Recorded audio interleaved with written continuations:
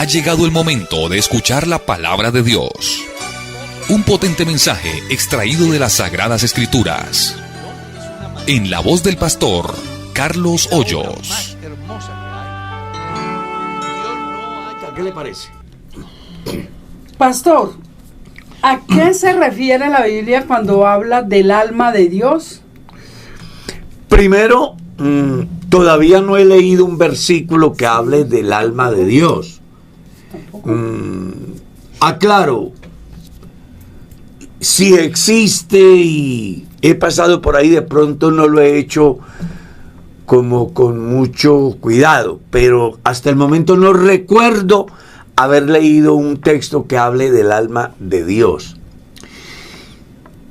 El alma está direccionada directamente al ser humano, porque es la parte inmaterial que define la vida y la eternidad del individuo. Pero Dios no tiene nada que definir ni que escoger, porque al final Él es soberano, Él es Dios. Él no está sometido ni al tiempo, ni a las circunstancias, ni a los cambios que se puedan dar en la sociedad. Dios simplemente es Dios y punto. Él es autosuficiente, no depende de nadie. Y precisamente estaba yo leyendo un pasaje anoche, porque pues no sé si se estará, espero que no me malinterpreten. A mí me gusta leer la Biblia y la leo todos los días de la vida. Todos los días de la vida yo tengo que ver con la Biblia. Y leí un pasaje donde me enseñaba acerca de la persona de Dios y lo que es Jesús en el escenario humano. Si ya traemos el concepto de alma de Dios a la persona de Dios, ahí sí podríamos hablar de ese ser humano que dice la Biblia, están diciendo acerca de la pregunta que en Lucas dice será traspasada su alma. Por eso estoy haciendo la connotación, ¿ya? Que cuando traemos la esencia de Dios al escenario humano en el campo de Dios hombre, ahí sí. Si hablamos de Dios en su esencia, no. Pero si hablamos de Dios en su condición humana, sí. Porque Él fue semejante en todo a nosotros. ¿Está claro? Ahora, el pasaje de Lucas que habla acerca de su alma, refiriéndose a lo que representaría el sacrificio de Jesús, pues simplemente está hablando del ser, ¿ya? Y valga la ocasión para aclararle a la gente que, a diferencia de los dos pensamientos griegos con relación al alma, que uno se llamaba la tricotomía y otro se llamaba la dicotomía, quienes plantearon esas tesis hablaban de que el hombre era un ser compuesto, y unos decían que por tres partes, espíritu, alma y cuerpo, adjudicándole a cada uno como una persona, como un ser independiente del otro. Y los que pensaban en la dicotomía decían que el hombre tenía simplemente espíritu y cuerpo. Pero Pablo, escribiendo en la carta a los tesalonicenses, dice que el ser humano es un ser integral, no compuesto. Por eso el texto es claro: el Dios de paz os santifique por completo en todo vuestro ser. O sea, habla de un ser que en su forma de existencia exterioriza, se visibiliza en sí lo que el individuo es. Se visibiliza en el cuerpo, se visibiliza el espíritu en el movimiento y se visibiliza el alma en su razonamiento, en su capacidad de establecer las diferencias. Entonces, cuando hablamos de la persona de Jesús como tal, según Hebreos 2:14, fue semejante en todo a un ser humano. Amén. ¿No, Alex? ¿Tiene una pregunta? Bueno, Dios les bendiga. Primeramente, nos preguntan aquí, ¿por qué a Dios no le gustó la ofrenda de Caín? La ofrenda de Caín no fue acepta delante de Dios porque Caín no ofreció la ofrenda consciente de lo que él era, sino que la ofreció pensando lo que muchos hacen hoy, que se justifican a sí mismos.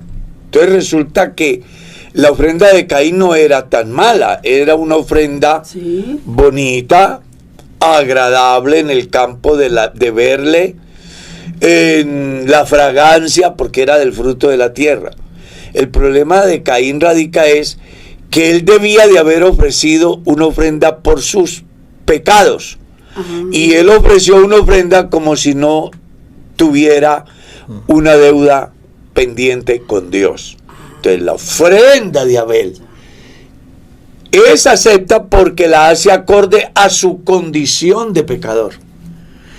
Es que recuerde que San Mateo capítulo 6 habla que para ser aceptos delante de Dios tenemos nosotros que entender que somos pecadores. El problema de Caín es que se presenta ante Dios como el fariseo. No soy como los demás. Y por eso la ofrenda de Caín no fue acepta. Pastor, sí, me recuerdo que día que fuimos a orar por un enfermo y el hermano que era pues como el líder que iba a orar nos dijo, oremos para que Dios primeramente nos perdone a nosotros, nos limpie y ahí sí tener la autoridad para orar por el enfermo. Claro, claro. Yo recuerdo una vez que fui llamado a orar por una persona que estaba endemoniada. Lo primero que yo hice fue irme a decirle a Dios, perdona todos mis pecados y dame la autoridad espiritual para poder enfrentar este momento tan complejo. Entonces, la Biblia habla, cuando vayas a la casa de Dios a presentar tu ofrenda, pues debes de estar en paz. Y hay cualquier cantidad de ejemplos. Si vas al banco a solicitar un crédito y tienes una deuda pendiente, lo primero que te van a decir es ponte a paz y salvo. Usted no puede esperar la bendición de Dios cuando esté endeudado. Y eso fue lo que le pasó a Caín. Era un pecador y llegó muy tranquilo a la presencia de Dios como si no debiera nada. Por eso la ofrenda de Caín no fue acepta y la de Abel sí. Pastor, hay una pregunta muy interesante. Pastor, ¿el embarazo in vitro es pecado? Eso es inseminación, sin contacto con el hombre. Pues depende de las circunstancias. Porque, a ver, si el semen es de su propio esposo y por algunas circunstancias no puede darse el embarazo en ella, eso es una cosa. Pero si la persona lo hace simple y llanamente por egoísmo, por decir que no necesita del hombre y entonces va al banco y compra. Yo conocí un caso de esos, de una presunta cristiana que en razón a que en su hogar no había familia, le hacía la vida imposible al esposo. Y pues ella, en su afán, por encima, en contra de la voluntad de su esposo, antes de buscar la ayuda profesional para mirar a ver quién era el del problema, se ha ido y ha pagado unos cuantos millones y se ha hecho inseminizar. Y resultó de que tampoco sirvió. Entonces el problema no era del hermano, era de ella. Pero eso fue tan grave que se dio la ruptura de su matrimonio. Entonces yo creo que las cosas deben de venir de manera... A mí me parece que sí es muy grave. Pero por ejemplo, si hay una persona, por ejemplo, digamos una hermana que sea sola, tenga buena solvencia económica y no se ha casado ni quiere casarse, o bueno, por X o Y circunstancia está sola, si ella quisiera como hacerse inseminación, ¿es pecado? Está mal, porque está alterando el orden natural que se llama matrimonio. Los hijos deben de venir a O si de través del pronto no le matrimonio. resulta a nadie para casarse. Y ella No, quiere tener un sí, hijo. no. El fenómeno, y sabe que me parece muy importante su cuestionamiento, porque mire que estuve en una oficina donde trabajaban unas creyentes y me llamó mucho la atención que una de ellas me dijo: pastor, yo no me quiero casar, no quiero tener marido, pero sí quiero tener un hijo. Pero es que yo lo he escuchado muchas veces eso. Y es muy delicado, porque da pie para 2 o 3 o muchas más cosas. Okay. Una que pues que se va a acostar con tal de quedar embarazada. 2, que va a buscar el banco para obtener lo que ella quiere. Y eso va en contra, el banco de semen. Y eso va en contra de lo establecido por Dios, porque lo que Dios enseña es: por esto dejará al hombre a su padre y a su madre y se unirá a su mujer y los dos serán una sola carne. Y les dijo: creceos y multiplicaos, llenad la tierra y sojuzgadla. Luego uno encuentra en el capítulo 4 del libro del Génesis, donde dice: y conoció a Adán a su mujer Eva, la cual concibió y dio a luz a un hijo que le puso por nombre Caín, diciendo: por voluntad de Jehová he adquirido varón. Pero si la pobre no tiene con quién multiplicar, multiplica ella sola. No, ella siempre requiere. Es un pensamiento Pues feminista. Yo no sé, pero yo no personalmente pues no sé, pastor. Pero yo, una hermana, por ejemplo, que tenga una buena solvencia económica y esté sola, porque hay veces que hay personas que quieren casarse, es que y no se les da las cosas para casarse. Sí, venga. Las personas pueden hacer lo que quieran, pero eso no es igual a que esté bien aprobado por Dios. Bueno. Entonces, una mujer soltera puede buscar la inseminación, sí, está dentro de su... Pero no está bien delante de Pero Dios. no está bien porque está alterando el orden natural establecido por Dios. Y entonces, mire pastor, que es tan delicado eso, que inclusive hay algo simple. Dios prohíbe, por ejemplo, los injertos. Dios los prohíbe. Las plantas deben de ser en su desarrollo natural. Los injertos son prohibidos por Dios porque altera el orden natural. El matrimonio de un par de machos prohíbe Dios porque altera el orden natural. No, pues ese sí. Entonces, que si yo puedo, sí, pero la pregunta es: ¿lo aprueba Dios? Pastor, es que a mí me hicieron una pregunta. Una persona me dijo que estaba muy necesitada y que le habían ofrecido donar sus óvulos o sus espermas. Sus óvulos para y que se los pagaban pero muy bien, que si ella lo podía hacer. No, claro, poder sí, todo me es lícito. Que está bien delante de Dios hacerlo. Pero no está bien delante de Dios. Ya. Creo que de ahí hay un pasaje en el libro de Proverbios, cuando habla acerca del comportamiento del hombre y dice: no derrames por las calles tu vida, haciendo alusión acerca de el gran consejo de mi padre. Papá decía: mijo, no vaya a cometer la locura de muchos hombres que dejan hijos regados por toda parte. No riegues la sangre. Eso, no riegue su sangre. Entonces, en ese caso, tanto el hombre como la mujer deben de conservarse para lo que son. Amén. Que si lo pueden hacer, pueden, pero no está bien. No está bien delante de Dios. Bueno. Mi estimado Alex. Amén, amén. Sí, señor. Dicen acá, pregunta. Dice: ¿cuál Jacob fue que murió por mano de Herodes? Y si es el mismo que Pedro le menciona más adelante, que le cuenta lo sucedido. Claro. Lo que pasa es que en la Biblia hay varios. ¿Está claro? Los nombres repetidos en la Biblia son muy comunes. ¿Sí? Entonces uno encuentra varios Jacob, varios Santiagos. ¿sí? Encuentra varios Judas. Por ejemplo, Judas el Iscariote es uno y Judas el que escribe la carta es otro. Los escritores dicen que Judas apóstol, ¿no? En su carta. Pero ese no es Judas el apóstol, porque Judas el apóstol no pudo escribir. ¿Ya? No pudo dejar nada, él se suicidó. El Judas de la carta es simple y llanamente el hermano de Jesús, que eso es otra cosa. Entonces hay varios Jacob.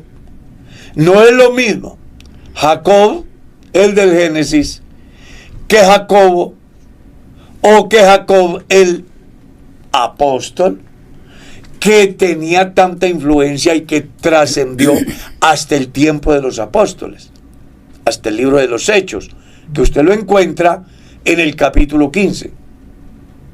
Entonces es bueno que las personas entiendan de que no, cuando la Biblia habla de un nombre, no equivale a que él reúna o solamente haya sido él. Algo así como no todos los Carlos son Carlos Hoyos. ¿Está claro? Herodes vivió en el tiempo de Jesús. Y ese Jacob no es el apóstol. Algún creyente mártir, pero no tiene nada que ver con el que menciona Hechos capítulo 15. Que ese sí era el apóstol. Amén. Pastor, ¿cuál fue el bautismo o cómo fueron bautizados los apóstoles Pedro, Juan, Andrés, etcétera? Si cuando el Señor Jesucristo, cuando ascendió al cielo, empezaron a predicar y a bautizar en el nombre de Jesús. Bueno, algunos de los apóstoles fueron bautizados en el bautismo de Juan. ¿Ya? Ojo, quiero hacer aquí un comentario y quiero ser objetivo, porque hay dos corrientes de pensamientos, las cuales pues yo respeto. Aclaro, yo me matriculo con una de ellas, no queriendo decir con esto que el mundo o todos los cristianos tienen que aceptar como la última verdad revelada lo que yo pienso. El objeto de este programa es que al escuchar ustedes investiguen, cuestionen, hagan juicios inclusive, y al final pues saquen sus propias conclusiones, siendo objetivos y sobre todo fundamentados en las Sagradas Escrituras. Entonces, hay una corriente que dice que todos los que bautizaba Juan Bautista tenían que volver a ser bautizados por Jesús o por los apóstoles después de Jesús.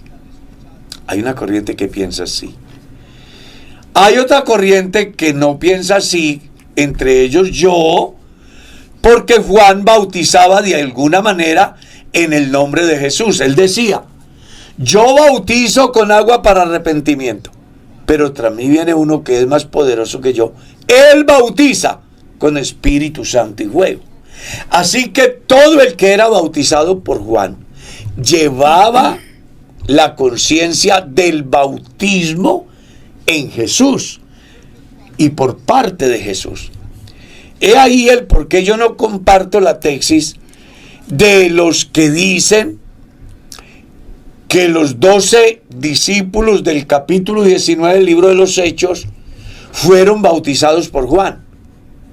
Y una de las pruebas es que cuando Pablo se encuentra en Éfeso, el pasaje es simple.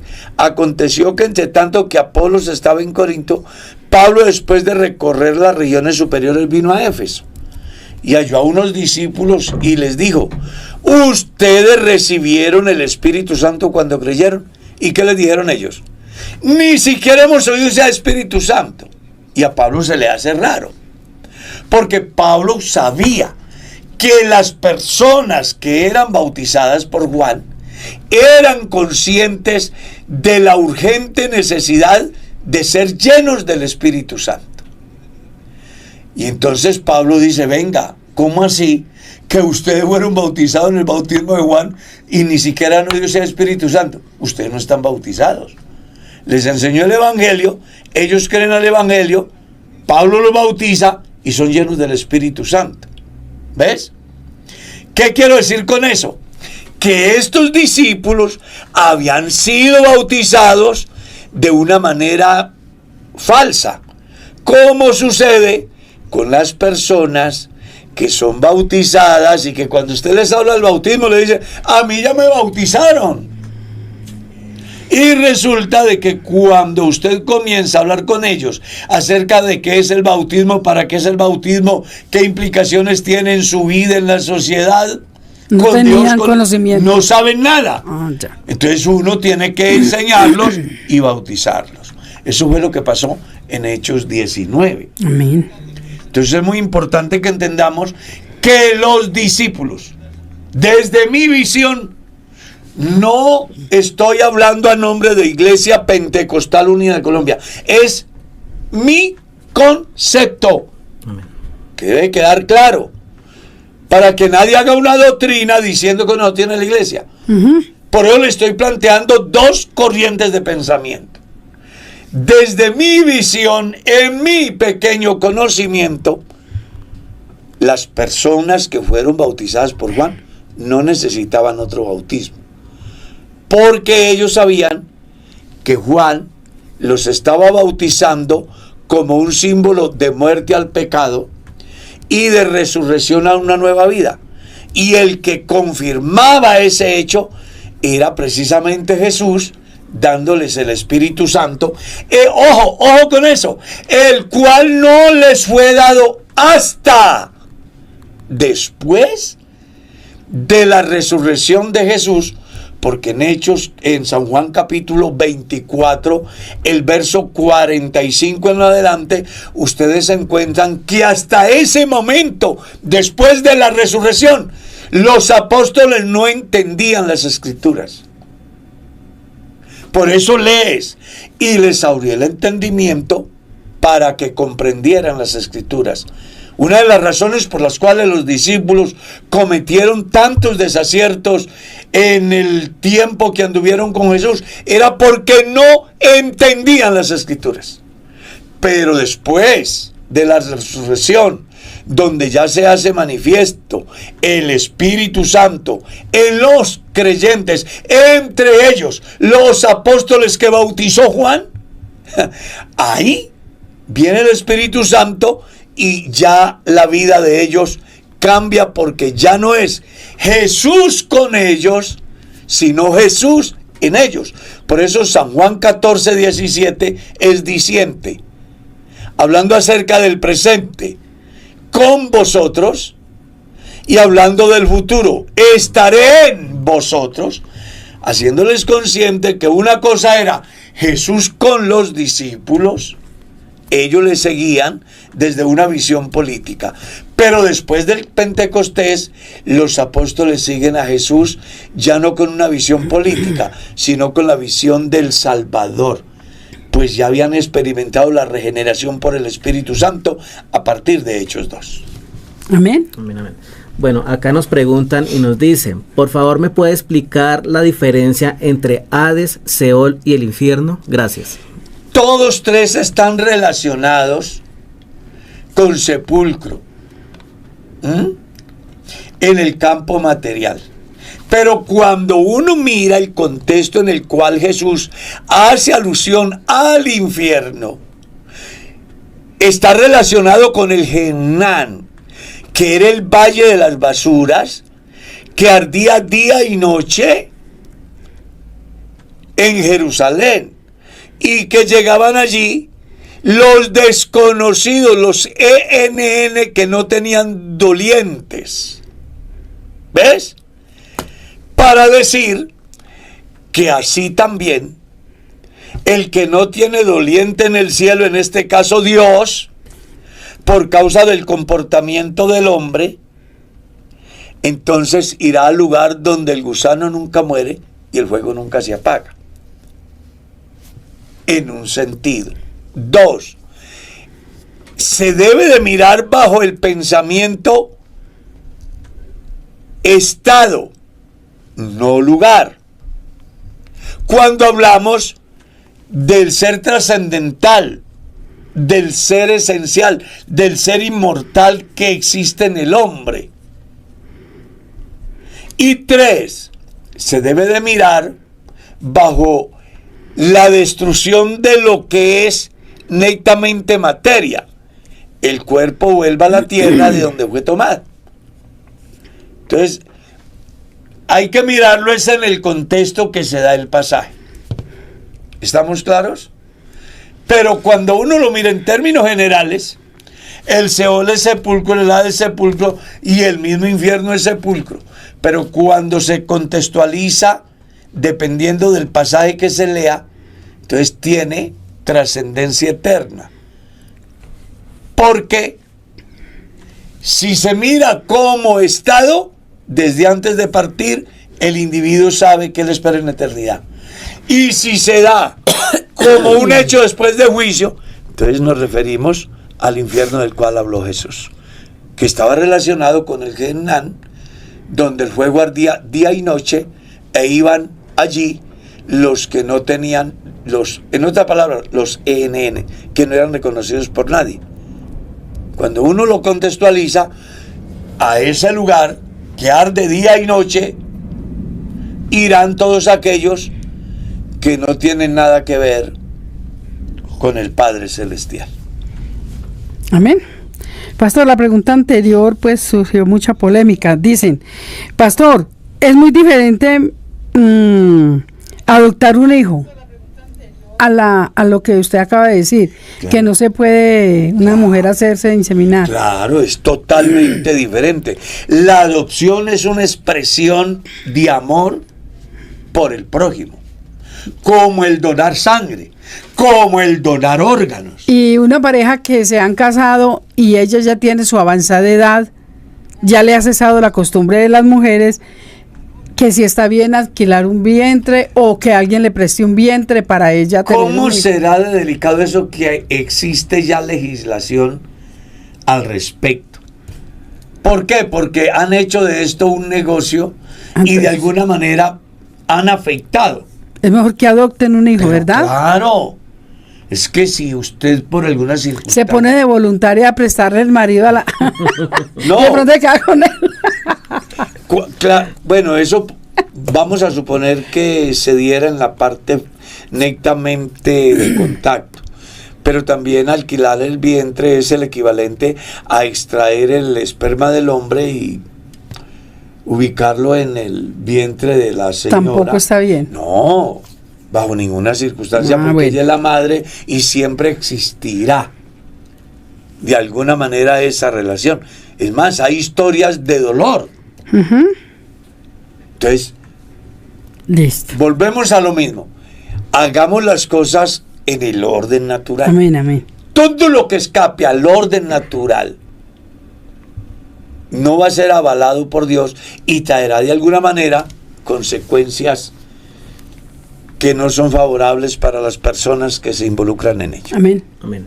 Bueno, nos preguntan aquí, pastor, ¿los animales que Dios le mostró a Pedro en el lienzo fueron limpios para los humanos consumir o solo fue para predicar el evangelio a los gentiles? Tenía dos mensajes muy importantes.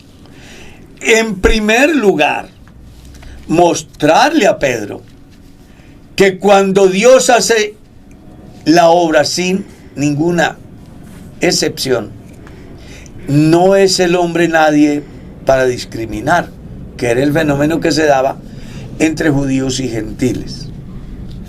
Y cuando se habla del campo netamente material, en el sentido del consumo, leemos en el capítulo 4 de la primera Timoteo una muy importante enseñanza, y es que dice que todo lo que Dios creó es bueno y nada es de desecharse, hablando del alimento.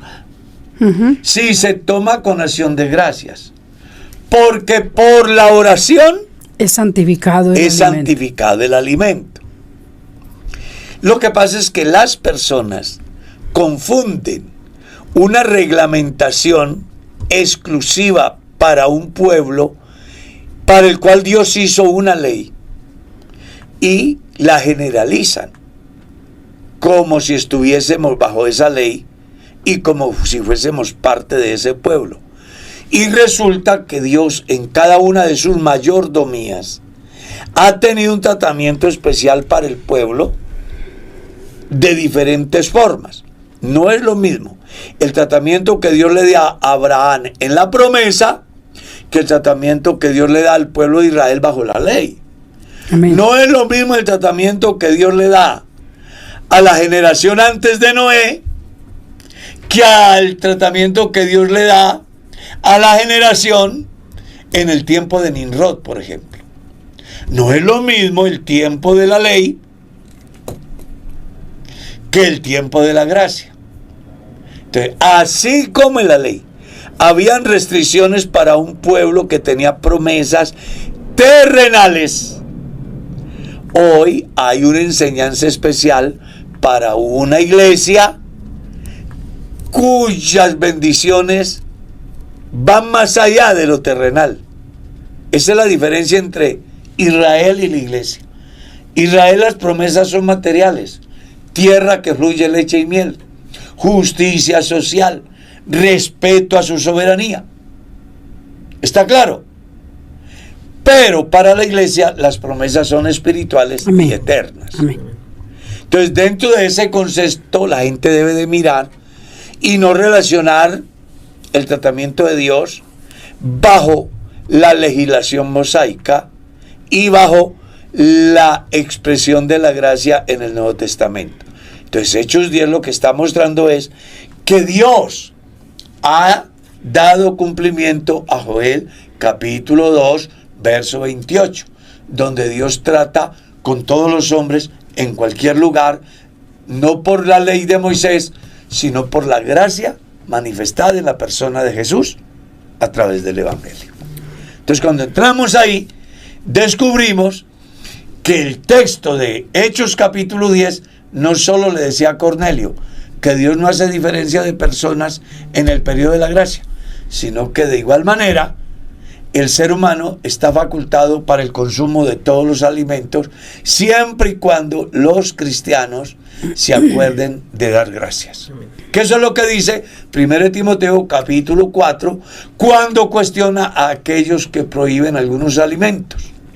Y que Pablo lo vuelve a ratificar en la carta a los Colosenses, cuando los señores griegos estaban influenciados por la noxis y querían obligar a los cristianos a que guardaran días de fiesta, lunas nuevas, días de reposo y se abstuvieran de alimentos.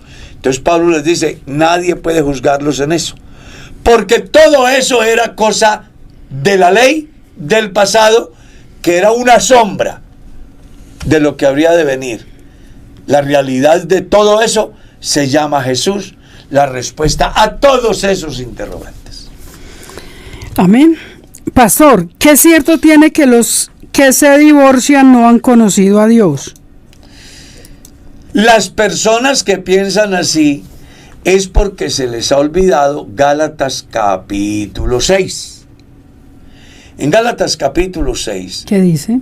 Leemos: hermano, si alguno fuere sorprendido en alguna falta, vosotros que sois espirituales, restauradle con espíritu de mansedumbre, considerándote a ti mismo. Es decir, póngase los zapatos de la persona que está siendo cuestionada. Las personas que atacan y que condenan a tal nivel como no han conocido a Dios, son personas que gracias a Dios están solteras o no se les ha presentado ese fenómeno. Dios los guarde y nunca les pase. Pero una cosa es hablar, teniendo una relación estable sin problemas. Otra cosa es teniendo problemas serios dentro de una relación que los lleva al divorcio. Yo acabo, por ejemplo, de tratar un caso que han ido, creo que a más de 2 horas y media, buscando una orientación.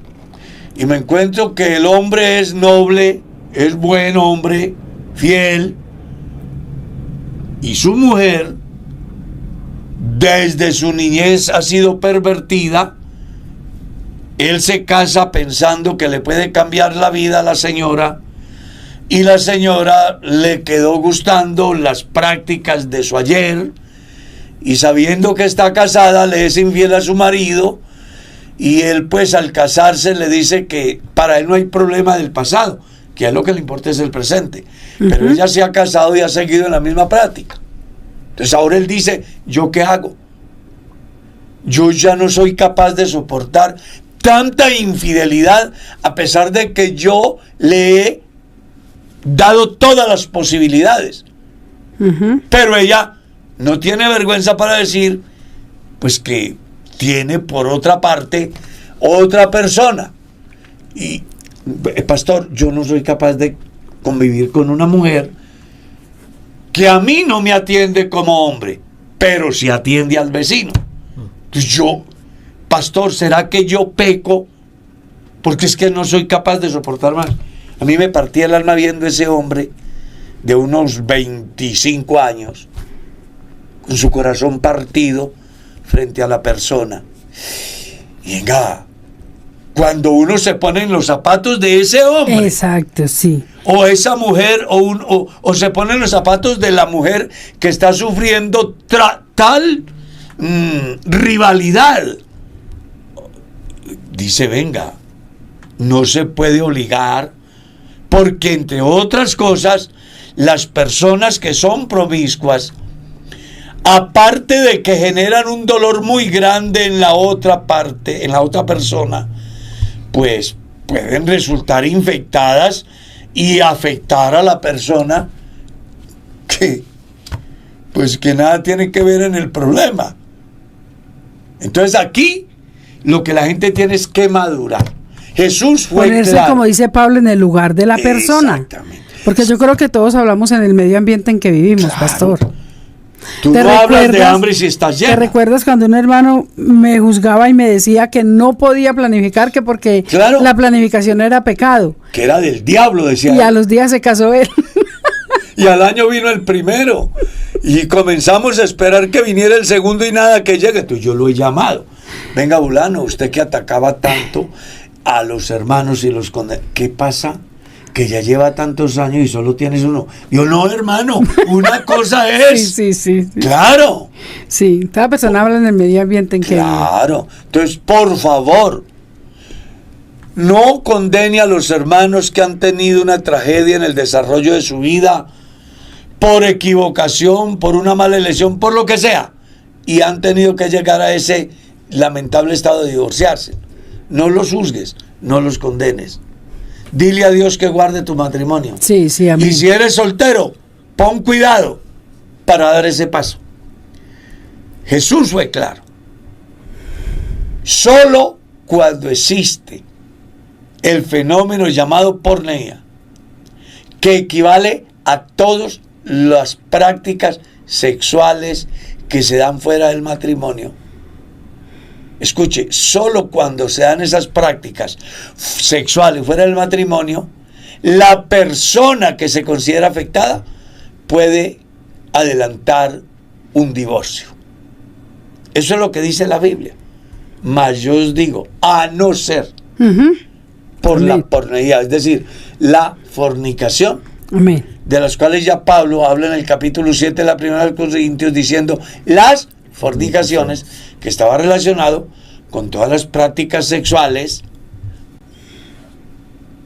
que se llevan a cabo fuera del matrimonio, desde seres humanos a animales muertos, plantas, alimentos, etcétera, Amén. etcétera. Amén. Amén. Bueno, dice, Dios les bendiga. Los dones tales como el de sanidad, entre otros, pueden ser quitados cuando el creyente se aparta. ¡Claro! Obvio. Es que un cristiano apartado, pues ha perdido la comunión con Dios.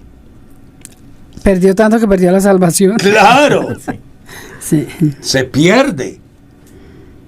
Una persona que tiene dones Aunque le aclaro, mi estimado oyente, que quienes tienen el pensamiento de que fulano tiene X don, a mí se me hace que no ha leído bien Primera de Corintios 12, porque Primera de Corintios 12 habla de los dones, dice, hay diversidad de dones, pero el Espíritu que los da es uno. Hay diversidad de ministerios, pero el Espíritu que los da es el mismo. Y hay diversidad de resultados o de operaciones, pero el que hace todas las cosas es el mismo. ¿Por qué aparece repetido la palabra quién es el que lo hace? Venga, para que las personas dejen de atribuirse en los dones como si fueran de ellos y a sacar pecho como si fueran de ellos. Entonces, cuando una persona dice yo tengo el don, a mí me parece que se está atribuyendo lo que no es de él. Sí. Los dones funcionan en el momento que Dios los requiere y donde quiere, según la circunstancia, mas no, ojo con eso, mas no quedan como la prenda de matrimonio en el dedo de la señora o el caballero, que todos los días le dice, ¿estás casado? No, ese don va a funcionar el día donde Dios lo requiera y según la necesidad, mas no son atribuibles a los hombres. Por eso dice que el que los da es Dios. Amén. Seguimos. Pastor, alguien pregunta y dice, quiero saber bíblicamente, aquí siempre se habla bíblicamente, ¿no? Si la Biblia sí da margen para que las mujeres sean diáconas. Claro, lea el capítulo 3 de la primera carta a Timoteo. Habla de los requisitos de los diáconos y de las diaconisas. Aparte de eso, si quiere leer la palabra diaconisa, lean Romanos capítulo 16, verso 1. Además, os recomiendo a vuestra hermana Febe, la cual es diaconisa sí, de la iglesia del Señor en Cencrea. ¿Está claro? Y las exigencias que se les hace a los diáconos también se les hace a las diaconisas, según 1 Timoteo capítulo 3, que son equivalentes a las exigencias que se le requieren al que aspira a ser un ministro del Evangelio. Dios le bendiga, pastor. Un abrazo. Pregunta: cuando Cristo venga otra vez por su pueblo redimido, ¿a quién se llevará primero? ¿A los pentecostales, unicitarios o trinitarios? Disculpe, Dios le bendiga. Me hace el favor y me ayuda. Pues es simple. El Señor no viene aquí a preguntar si es pentecostal o no. Usted lee en la Biblia, no todo el que me diga Señor, Señor, entrará en el reino de los cielos, sino el que haga la voluntad de mi Padre que está en el cielo. Y en aquel día muchos me dirán, Señor, Señor. ¿Y cuál va a ser la respuesta? Apartaos de mí, nunca os conocí. Entonces, la respuesta es simple. El Señor viene a levantar una iglesia santa, sin mancha y sin arruga. Y para lograrlo, el individuo debe de vivir y hacer las cosas como dicen las Sagradas Escrituras. Amén. Yo le recomendaría a los cristianos que manejan las redes sociales, sean pastores, sean curas, sean líderes de las iglesias, creyentes, en fin, dejemos de estar maltratando los credos de otros de una manera subjetiva. Dediquémonos a predicar el Evangelio. Predicar el Evangelio. El Evangelio jamás tiene como fin herir, agredir, lastimar. No, el Evangelio se predica de una manera objetiva, el receptor le escucha y tiene la posibilidad de aprobar o no aprobar. Los resultados al final pues van a depender de la decisión del individuo, no de la visión que yo tengo de las cosas. Y eso lo hago para que deje de estigmatizarse, que es trinitario, que es no sé, bueno. No. dejemos a cada uno allá. Amén, amén. Y usted que tiene la revelación del Prediquemos el Evangelio Evangelio. por la palabra y la iluminación del Espíritu Santo, dedíquese a predicar el Evangelio, Amén. a vivir el Evangelio. Ya. Eso es lo que yo trato de hacer. Y que tenga la fe que cuando el Señor venga se lo va a llevar a él. Claro, no, es que si tiene a Jesús en su vida, se va con Dios. Amén. Y para tenerlo hay que hacer las cosas como dicen las Sagradas Escrituras. ¿Y cómo dicen las Sagradas Escrituras? Que debe de arrepentirse. ¿Ya se arrepintió? Que debe bautizarse en el nombre de Jesucristo para el perdón de los pecados. ¿Ya lo hizo así? Que debe de ser lleno del Espíritu Santo. ¿Está seguro? Que debe dar fruto. ¿Lo está dando? Que está viviendo el proceso del Espíritu Santo en el desarrollo de su vida cristiana. ¿Es real? Entonces, en la medida que esto se da, el Espíritu mismo da testimonio a nuestro espíritu de que somos hijos de Dios. Amén. Sigamos. Amén. Sí, señor. Dice, pastor hermanos, Dios les bendiga. Una pregunta. Si un niño desde pequeño tiene preferencia por el mismo sexo, ¿ahí también se cuenta como pecado? ¿Y por qué? Si tiene esa preferencia desde que tiene uso de razón. Bueno, ahí tienes que sentarse en los padres a ser sabios con el niño y a brindarle la orientación adecuada, porque los seres humanos podemos confundirnos no solo en el sexo, en otras muchas cosas. Yo me atrevo a asegurarle, sin temor a equivocarme, que no necesariamente en el sexo usted también se ha equivocado pensando que está haciendo algo ajustado a la lógica y un día cualquiera abre los ojos y se da cuenta que por ahí no era. En el campo sexual también puede darse dependiendo de lo que el niño ve, del medio en el cual se mueve el niño. Sí. ¿Está claro? Influye mucho. Pero claro. Influye mucho el medio en el cual se Y voy a mueve. decir algo aquí y yo espero que no se me vaya a malinterpretar.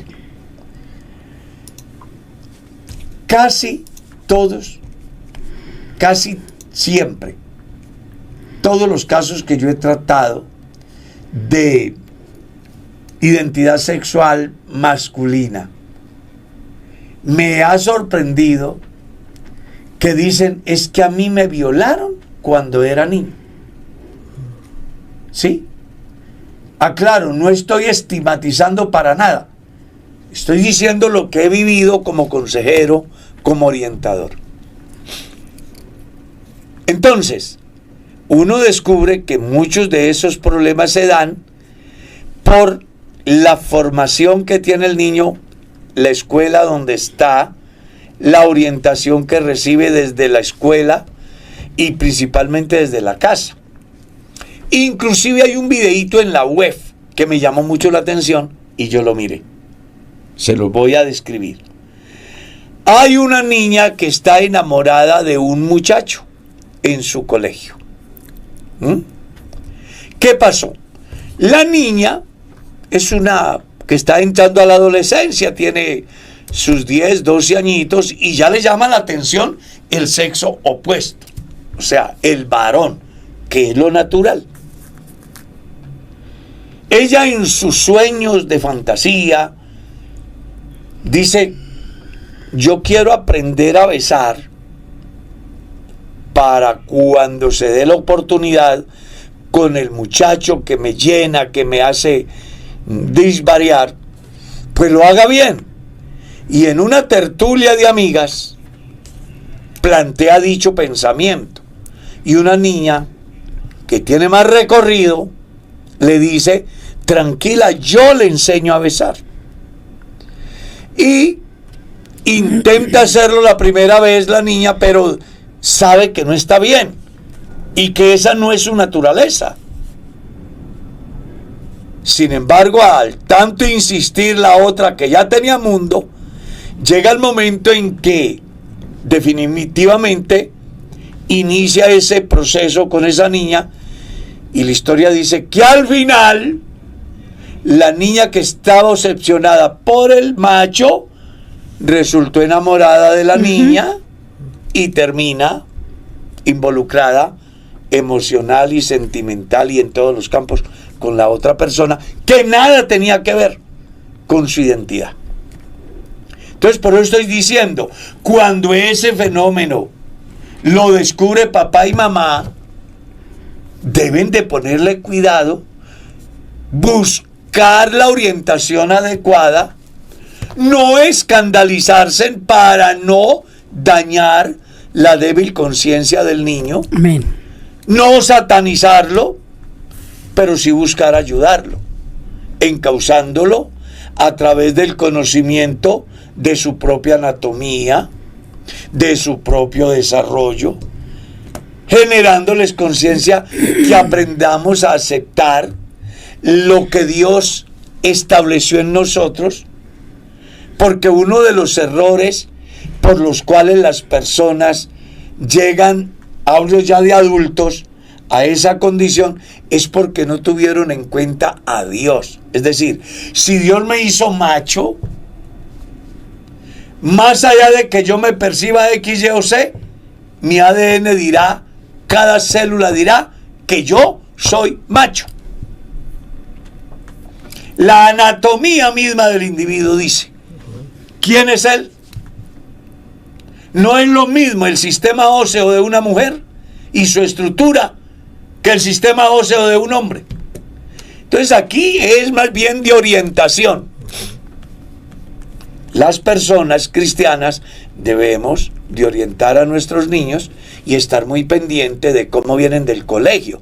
Porque como hoy adoctrinan a nuestros niños en los colegios para la violencia, para el sexo, para ir en contra del Estado, de las instituciones, de la autoridad, de la moral. Eso es lo que hacen los colegios. Hablo en gran mayoría públicos y que la ley avala. ¿Sí? Hace poco se acaba de hundir un proyecto donde buscaban quitarle el derecho al padre de familia ejercer autoridad sobre su hijo para que sea el Estado quien tome el control y los acabe de pervertir a través de esa famosa figura libre desarrollo, porque el progresismo lo que busca es que populismo, perpetuidad para explotar a los ignorantes, dándoles presuntas libertades que al final los vuelve víctimas y esclavos de sus propias decisiones, puesto que al final un niño no está en capacidad de decidir sobre su sexualidad y sobre su cambio de sexo, pero que pues así va el mundo. Sé que esto suena raro, espero que no lo malinterpreten, es una visión de la vida, estoy aquí, tengo derecho a pensar. Amén. Pastor, hay un joven que quiere su consejo. Hermano Carlos, ¿cómo se da la postulación al ministerio? ¿Se debe acercar al pastor y presentar el deseo de servir o esperar que Dios le ponga el sentir al pastor? Ya que escucho muchas vertientes, tales como tienes que ser la mano derecha del pastor, estar atento a todo, en fin. No. Para ser llamado al santo ministerio, lo primero que debe suceder es el llamado de Dios en él. Amén, amén. ¿Cómo lo identifico? Cuando tengo visión, cuando tengo compasión y cuando entro en acción. Es decir, veo las multitudes, siento compasión de ellos y en razón entro en acción. No, sin tener que estar en un cargo, ni ser la mano derecha del pastor, ni estar ahí pues mostrando. No, yo hago mi trabajo para Dios. Esa es una. 2, debe de entender que Dios lo llama para que esté con él, para que predique la palabra y para que sane enfermos y eche fuera demonios.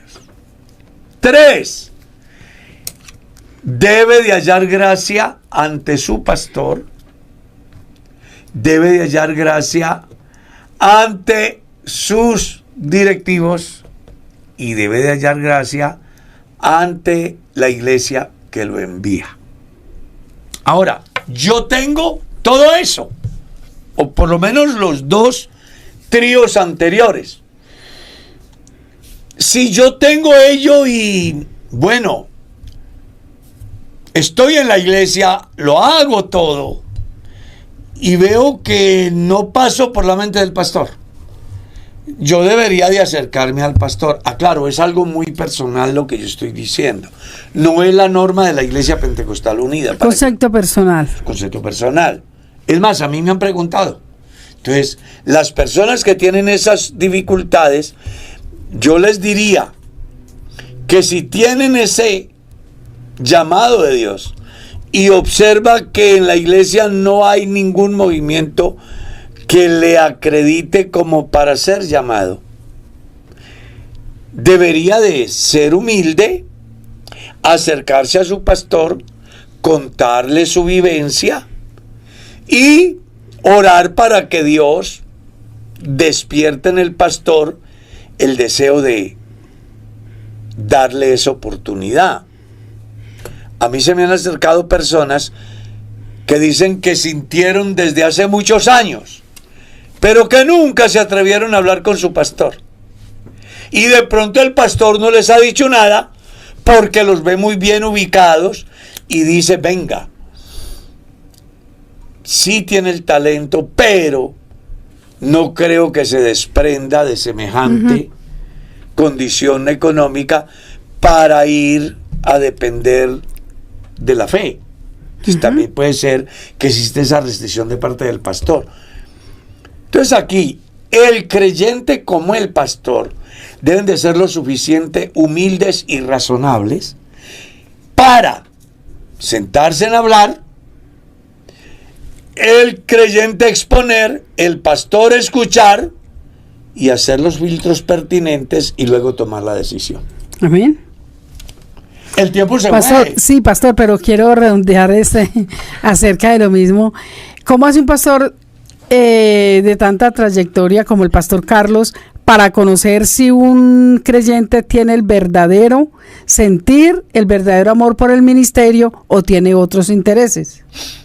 ¿O quiere ser pastor no por amor a las almas, sino por otros intereses? ¿Quién quiere ser pastor por sus propios intereses? El perezoso, el vago, el que quiere que todo le llegue a la mano. O que quiere ser reconocido. Ese que quiere ser influyente pensando que el ministerio es simplemente una nueva calidad de vida. ¿Cómo conocer a la persona que Dios llama? Aclaro, no es el 100% porque pues yo no soy Dios, pero desde mi pequeño conocimiento yo miro varios aspectos. Uno, su profunda abnegación por el servicio a Dios de manera incondicional. Dos, su liderazgo. Tres, su lealtad. Cuando alguien está hablando mal del pastor y de la iglesia y que no estoy de acuerdo con la iglesia pero a mí me gusta ser pastor, ¿cómo? Pues una persona de esas, no, por liderazgo que tengan, no sirve para pastor. Porque así no funciona. ¿Está claro? Hay un ingrediente que me llama la atención y que lo tengo en cuenta. Y es que los aspirantes al ministerio deben de tener siquiera un 99% de locura para que cuando ejerzan el ministerio, si tienen el llamado por Dios, sean pastores diferentes. Hoy tenemos pastores amargados, frustrados, porque pues uno dice, caramba, pasa como alguna vez que le he preguntado a alguien en una visita, ¿qué ha hecho usted aquí como para que la obra de Dios se desarrolle? Y yo, nada. Le digo, bueno, por eso es que tienes dos creyentes, porque resulta que el hombre llamado por Dios tiene que trabajar, tiene que hacer que el mundo se dé cuenta que ahí está Dios a través del predicador. Sorteando cualquier dificultad, la que sea, sin sentirse frustrado, entendiendo que lo que está haciendo es para Dios.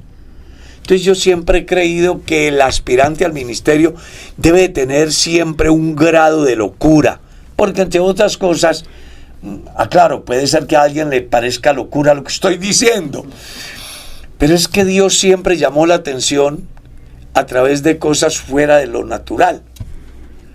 Un arca donde se salve todo el que quiera, porque viene una inundación y no había río cerca ni había llovido sobre la tierra. Pues por eso llamaban a Noé loco. Un Jonás que vomita un pez en la playa y sale de ahí a predicar. Un Juan el Bautista que vive en el desierto, come grillos, la sobremesa el miel, sí, la cama es la arena, la almohada una piedra, la cobija el rocío de la noche, el techo el firmamento. Siempre Dios llamó la atención a través de cosas fuera de lo natural. sí. El evangelio, la predicación del evangelio es fuera de lo natural. Es tan fuera de lo natural que transforma, que cambia el destino del hombre. Amén, amén. Dependiendo de la decisión que el hombre tome. Entonces recuerda, para entender el llamado de Dios, debes de tener visión. Hay gente que ve las multitudes y parece que se conforma, no le duele ni se preocupa. Debe de tener compasión, sentir dolor, ponerse en el lugar de los perdidos, queriendo disfrutar de la salvación que usted tiene. Debe de entrar en acción lo que debo de hacer para que esa gente sea salva. Amén.